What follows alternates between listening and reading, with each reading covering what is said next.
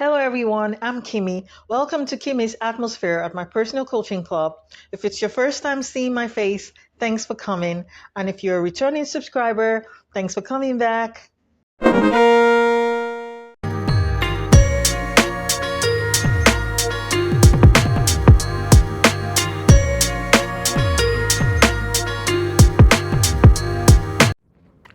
Yuck, rude people can be annoying, right? Yet it's important to know that how you deal with them can make a difference. So, in this video, we'll look at 5 ways to deal with rude people.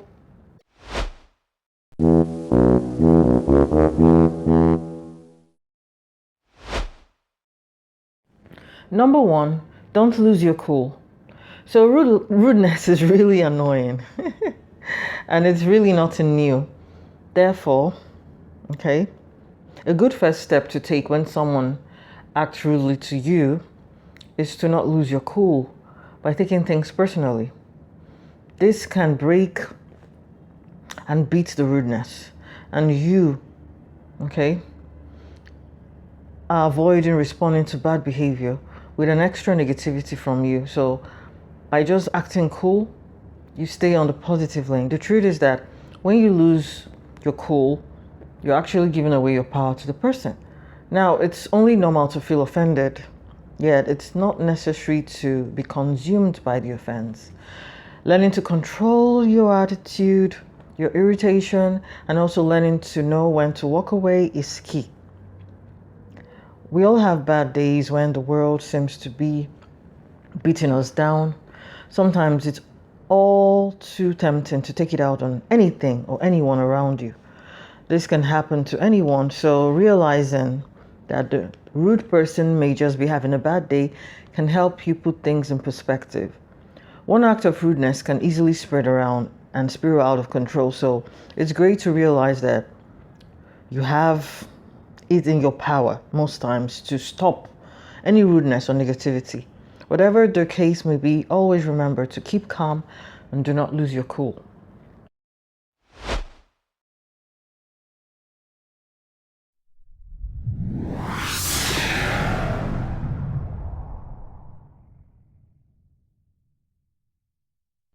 Number two, know when to confront.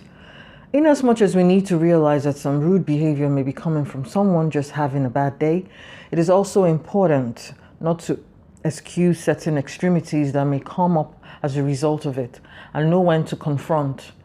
For instance, if someone you can't get away from is consistently rude to you, you need to address the issue directly. It's not necessary to keep taking ongoing abuse from anybody. Never allow anyone treat you disrespectfully. Many times people shy away from confrontation because they think too much about it or find it very uncomfortable. Yet mostly confrontation is majorly about having a conversation about stuff like what's actually going on. Does the person realize how hurtful his or her actions are to you? Perhaps the person doesn't realize how rude he or she is being. By making the person aware, it gives him or her a chance to apologize and to try to be more courteous. So confrontation is never necessarily a bad thing. It always has its own place and there's a time for it. It can help clear the air, even identify problems, plus help to uncover solutions that can benefit everyone that are involved. The important thing to note is to learn how to approach the rude person or any given situation with empathy, with an open mind, and of course, understanding. Communicating in a constructive way also works well. Okay? It promotes being assertive, as many rude people don't like being called out on their bad behavior. Okay? No matter how you put it, yet by being assertive, okay, without being combative, that's a mature move to make. So yes, know when to confront.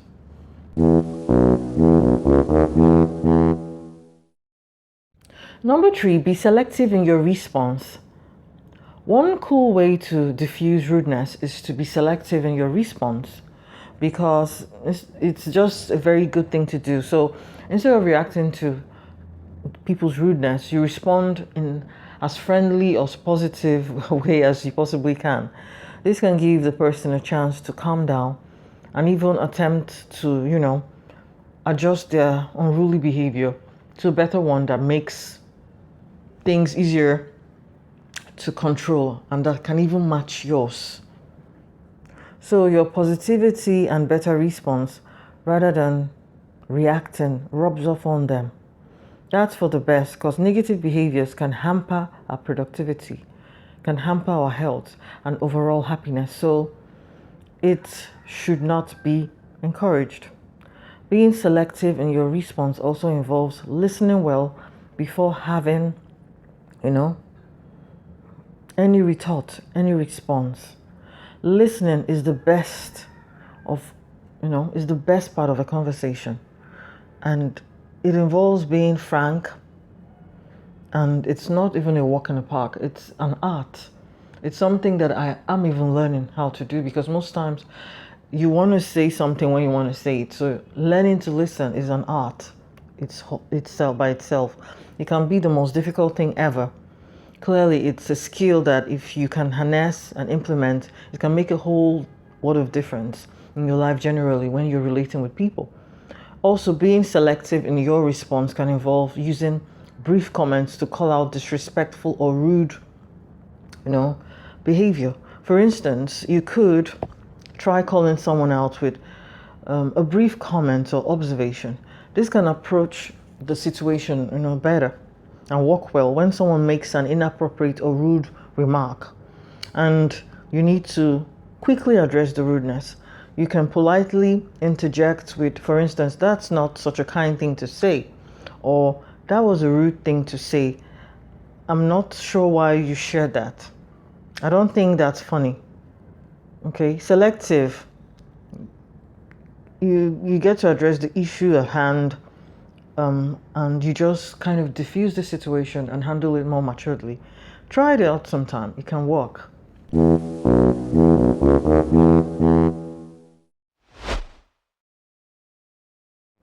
Number 4, elevate your authority if necessary. Sometimes being overly friendly with subordinates at work or even in other circumstances can breed some form of familiarity, and it can open up the door to someone under your authority to be somewhat rude to you. In such instances, it is important to be firm and politely shut any nonsense going on down.